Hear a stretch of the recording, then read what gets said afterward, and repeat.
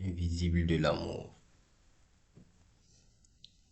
L'amour n'est pas toujours ce que l'on croit. Il ne se manifeste pas seulement par des mots, pas seulement par des mots doux ou des cadeaux. Parfois, ce que vous considérez comme un geste d'amour n'est pas perçu comme tel par l'autre. Les langages de l'amour sont comme des clés. Chaque personne a un langage principal, celui qu'elle comprend instinctivement.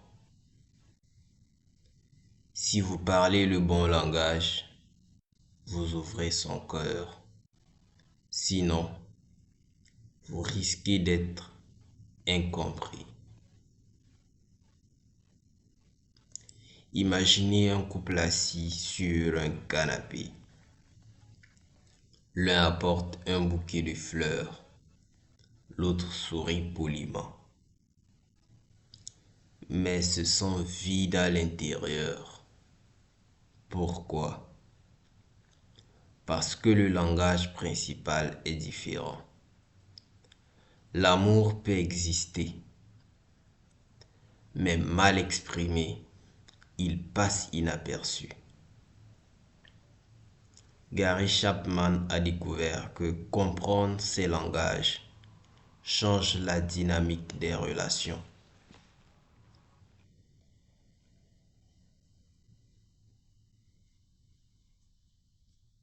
Décortiquons ensemble ces 5 langages et comment reconnaître dans votre vie quotidienne.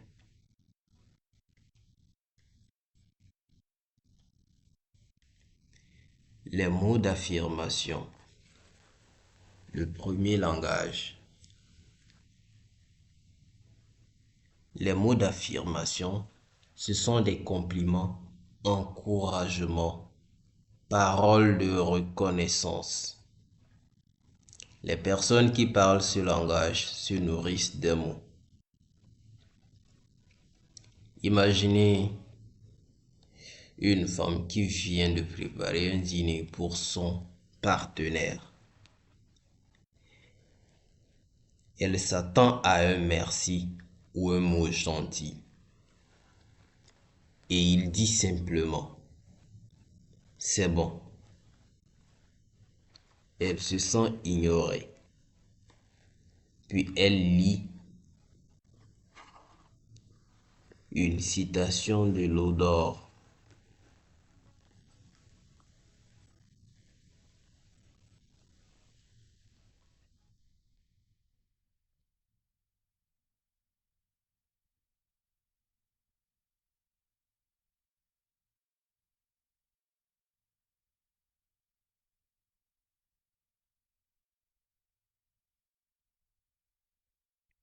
Puis elle lit une citation de Aude Lorde. Les mots ne sont pas anodins. Ils construisent ou détruisent. Lorsqu'il dit enfin, merci, c'est délicieux et j'adore ce que tu as fait, son cœur s'épanouit. Les mots ont nourri son âme. Et nous avons des exemples concrets. J'adore quand tu prends soin de moi. Je suis fier de toi pour ce que tu as accompli. Et le dialogue interne à ce niveau, je réalise maintenant que mes mots peuvent combler ou blesser. Je choisis de construire. Si vous avez un proche qui vit avec ce langage, un mot sincère peut-être peut tout changer.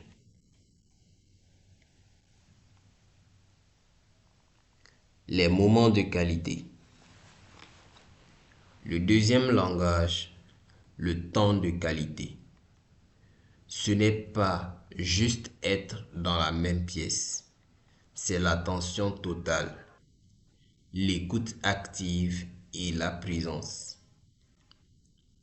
Un couple fait les courses ensemble, chacun absorbé par son téléphone. L'un se sent seul, puis il se rappelle Antoine de Saint-Exupéry qui disait: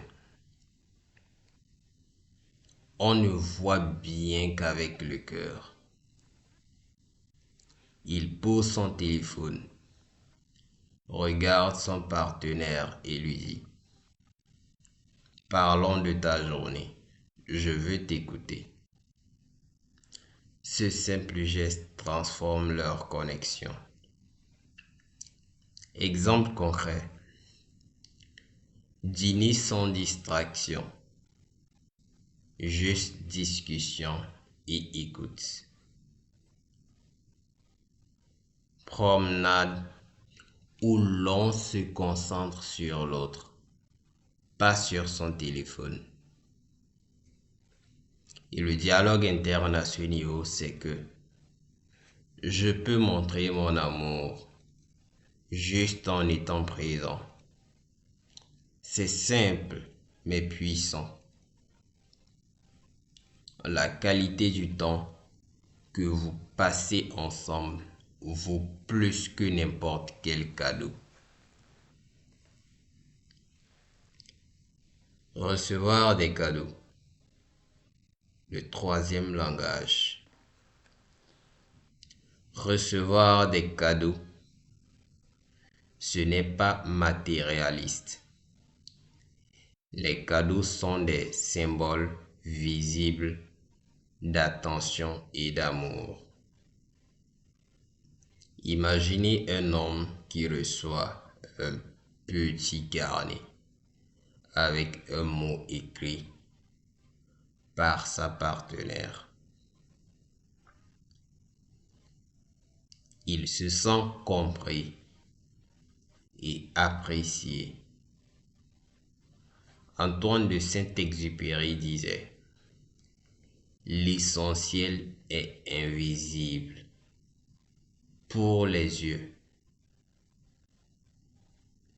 mais le geste matériel devient le symbole de l'amour visible.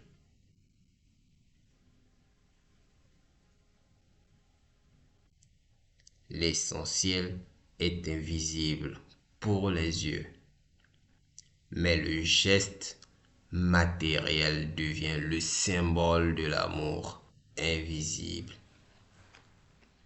Exemple concret. Une fleur, un mot doux, un objet symbolique. Préparer un café pour l'autre le matin.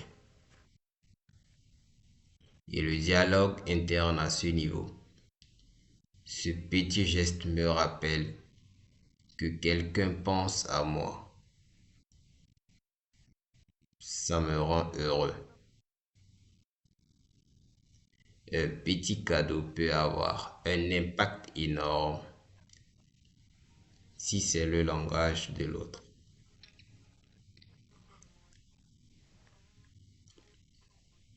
Les actes de service. Le quatrième langage. Les actes de service. Aider, soutenir, alléger la charge de l'autre. Une femme rentre après une journée épuisante. Son partenaire a préparé le dîner et rangé le salon. Elle se sent aimée profondément.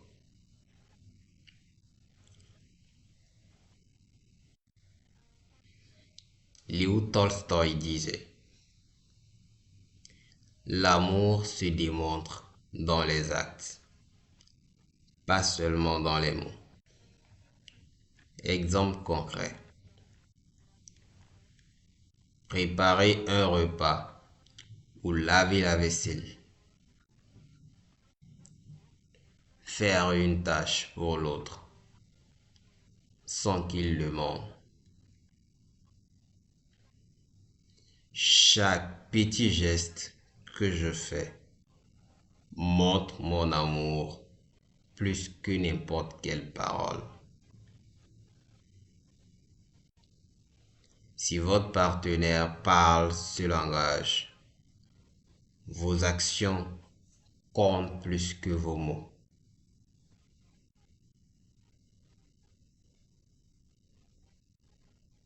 Le toucher physique.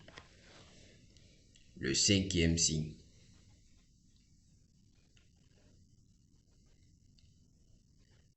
La proximité corporelle. Câlin, main tenue, baiser. Imaginez un couple assis sur le canapé après une journée difficile. Un simple câlin, tenir la main et la tension disparaît.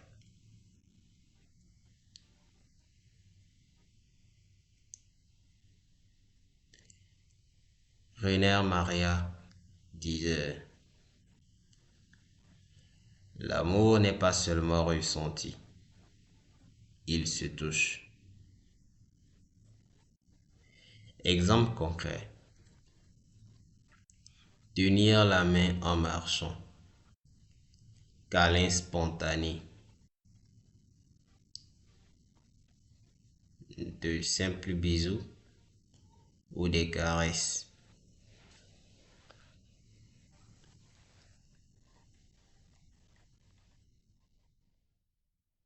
Un simple toucher me fait sentir aimé et connecté. Ça me suffit pour savoir qu'il ou elle est là pour moi. N'ignorez jamais le pouvoir du toucher pour ceux qui vivent avec ce langage. En définitive, comprendre et parler le langage de l'amour. Comprendre ces 5 langages transforme vos relations.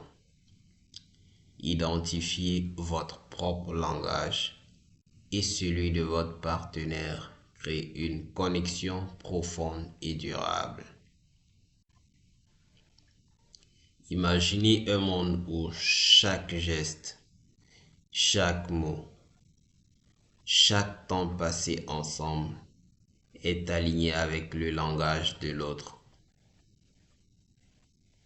Gary Chapman disait: l'amour n'est pas ce que vous ressentez, mais ce que vous faites pour que l'autre se sente aimé. Et le dialogue interne final, c'est: maintenant, je peux exprimer mon amour de la façon que mon partenaire comprend et je peux recevoir son amour pleinement.